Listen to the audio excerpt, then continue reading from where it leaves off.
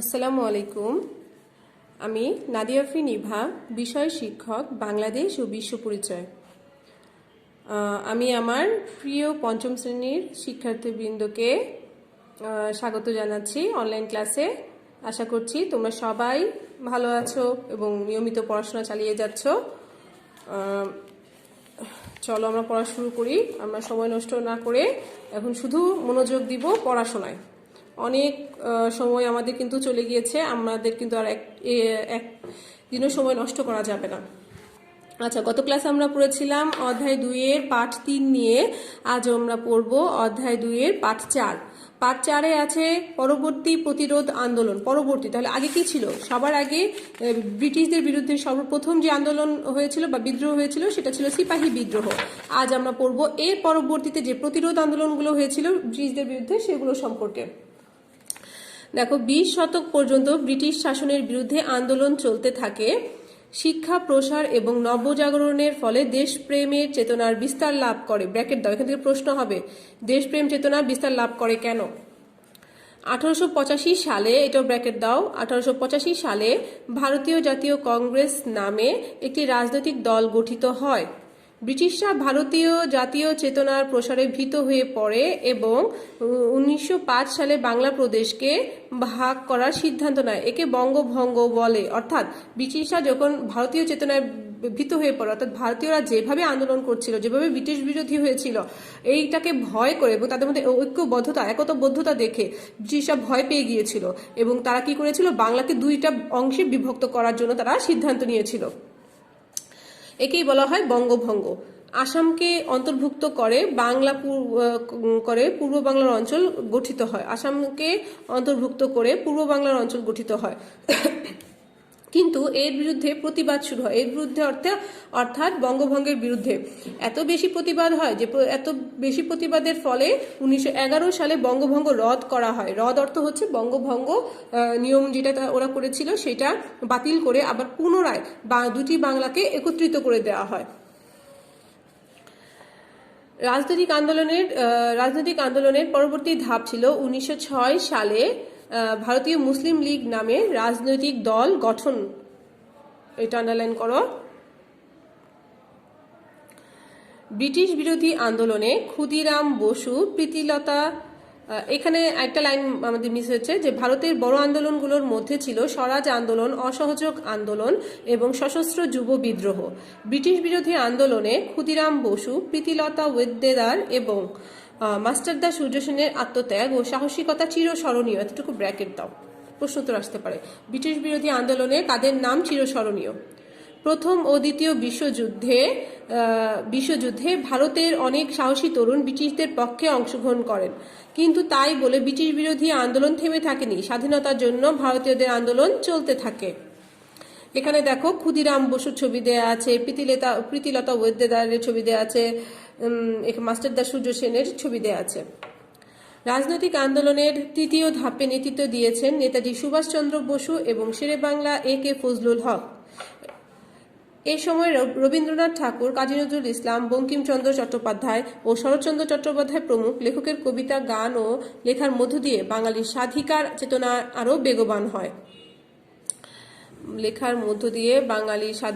চেতনা আরও বেগবান হয়। নারী জাগরণের অগ্রদূত বেগম রোকেয়া এ সময় নারী শিক্ষার প্রসারে গুরুত্বপূর্ণ ভূমিকা রাখেন। অবশেষে 1947 সালে ইংরেজরা ভারত ত্যাগ করতে বাধ্য হয় এবং পাকিস্তান ও ভারত নামে দুটি আলাদা রাষ্ট্রের জন্ম হয়। অর্থাৎ এখানে এসেই 1947 সালে ইংরেজরা ভারত ত্যাগ করতে বাধ্য হয় এবং তারা ভারত ত্যাগ করলে দুটি স্বাধীন রাষ্ট্রের জন্ম হয়ে যায়। একটির নাম হয় পাকিস্তান, একটির নাম হয় ভারত। এটা আমি অধ্যায় 1-এর একদম শুরুতে তোমাদের বুঝিয়েছিলাম। আচ্ছা, এই ছিল আমাদের আজকের পাঠ, খুবই সংক্ষিপ্ত আকারে, এবং এরপর আমি কাজগুলো পড়ছি, তোমরা একটু মনোযোগ সহকারে শোনো। ক, কবি সাহিত্যিকগণ কিভাবে রাজনৈতিক আন্দোলনে ভূমিকা রাখেন শিক্ষকের সহায়তায় আলোচনা করো। কবি সাহিত্যিকগণ এই যে তাদের লেখনীর মাধ্যমে গান, তাদের কবিতা, গান ও লেখার মধ্য দিয়ে, এটা তো আমরা এই মাত্রই জানলাম। তারপরে আমি একটু বলে দিচ্ছি, সবাই একটু শোনো। ক, কবি সাহিত্যিকগণ তাদের ক্ষুরধার লেখনীর মাধ্যমে বা তাদের কবি সাহিত্যিকগণ তাদের লেখনীর মাধ্যমে রাজনৈতিক আন্দোলনে ভূমিকা রাখতে পারেন।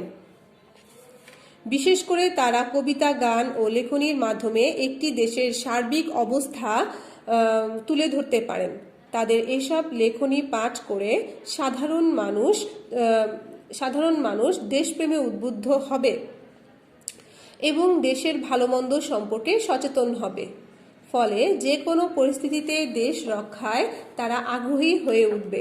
উদাহরণস্বরূপ, ব্রিটিশ সরকারের অত্যাচার নির্যাতনের বিরুদ্ধে রবীন্দ্রনাথ ঠাকুর, কাজী নজরুল ইসলাম, বঙ্কিমচন্দ্র চট্টোপাধ্যায়, শরৎচন্দ্র চট্টোপাধ্যায় প্রমুখ লেখকের কবিতা, গান ও লেখনীর মধ্য দিয়ে বাঙালির অধিকার রক্ষার চেতনা জাগ্রত হয়।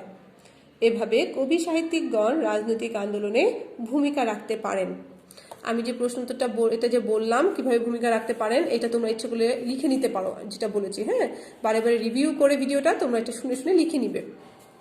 খ, পাশের পৃষ্ঠায় 20 শতকে বাংলায় যেসব প্রতিরোধ আন্দোলন হয়েছে সেগুলো ঘটনাপঞ্জি লিখা আছে।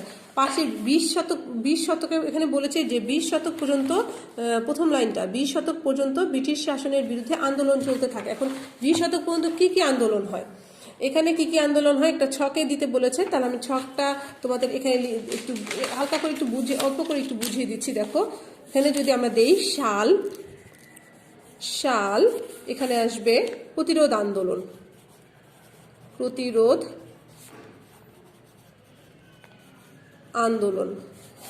সাল যদি দেই, এখানে হবে 1905 থেকে 1911। এখানে হবে বঙ্গভঙ্গ ও বঙ্গভঙ্গ বিরোধী আন্দোলন, বঙ্গভঙ্গ ও বঙ্গভঙ্গ বিরোধী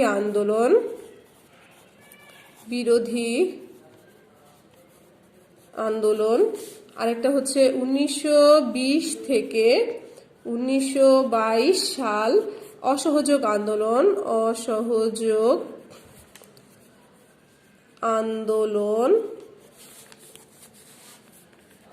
1922 সালে ছিল স্বরাজ আন্দোলন। 1930 সালে ছিল সশস্ত্র যুব বিদ্রোহ। এই দেখো, ব্রিটিশ আন্দোলনের সিপাহী বিদ্রোহের পর থেকে একটার পর একটা আন্দোলন চলছিল। হ্যাঁ, তাহলে আমরা এটার প্রশ্ন তো পেয়ে গেলাম। 20 শতকে বাংলায় যেসব প্রতিরোধ আন্দোলন হয়েছে, দেখো সবাই লিখে নিতে পারো। আচ্ছা, এখন আমরা যাব গতে।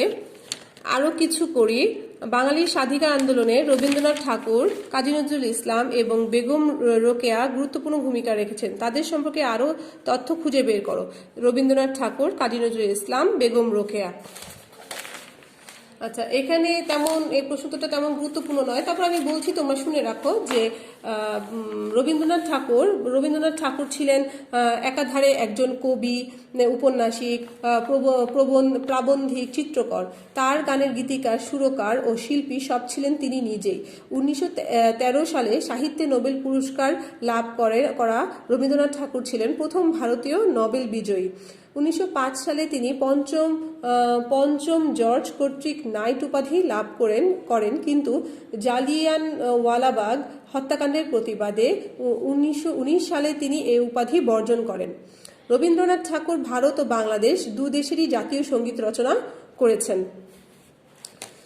কাজী নজরুল ইসলাম বাংলাদেশের জাতীয় কবি। তিনি বিদ্রোহী কবি হিসেবে পরিচিত। লেখার পাশাপাশি তিনি ভারতের রাজনৈতিক স্বাধীনতার জন্য প্রত্যক্ষভাবে লড়াই করেছিলেন। নারী স্বাধীনতার জন্যও কাজী নজরুল ইসলাম লড়াই করেছেন। বেগম রোকেয়া 19 শতকের একজন খ্যাতিমান বাঙালি সাহিত্যিক ও সমাজ সংস্কারক। তিনি তার সারা জীবন অক্লান্ত পরিশ্রমে নারীরা শিক্ষার আলো পায় এবং তাই তাকে নারী জাগরণের অগ্রদূত বলা হয়। এবার ঘ দেখো, সঠিক উত্তরের পাশে টিক চিহ্ন দাও। নিচের কোনটি বাংলা নবজাগরণের সাথে সম্পর্কিত? শিল্প সাহিত্য। এই পাঠের মাধ্যমে কিন্তু আমাদের আজকে শেষ হলো এই পাঠটি, এবং এর মাধ্যমে কিন্তু আমাদের অধ্যায় 2 শেষ হয়ে গেল। দেখো পার্ট 4 থেকে আমরা কিছু সংক্ষিপ্ত প্রশ্ন জেনে নিব। 1. দেশপ্রেম চেতনা বিস্তার লাভ করে কেন? কত সালে ভারতীয় জাতীয় কংগ্রেস নামে রাজনৈতিক দল গঠিত হয়? বঙ্গভঙ্গ বলতে কি বুঝো? বঙ্গভঙ্গ রদ করা হয় কত সালে? কত সালে ভারতীয় মুসলিম লীগ দলটি গঠন করা হয়? রাজনৈতিক আন্দোলনের 3য় ধাপে কারা নেতৃত্ব দিয়েছিলেন? কত সালে ইংরেজরা ভারত ত্যাগ করতে বাধ্য হয়? নারী শিক্ষা প্রসারে ভূমিকা রাখেন কে? এগুলো সব প্রশ্ন উত্তরগুলো আমি এই যে মাত্র তোমাদেরকে বইয়ের ভেতরেই বুঝিয়ে দিয়েছি। তারপর আমি এখানে প্রশ্নটা ধরছি, তোমরা সবাই দেখে নাও, ক্যামেরাটা ধরে দিচ্ছি, সবাই দেখো, দেখে খাতায় লিখে নাও প্রশ্নগুলো।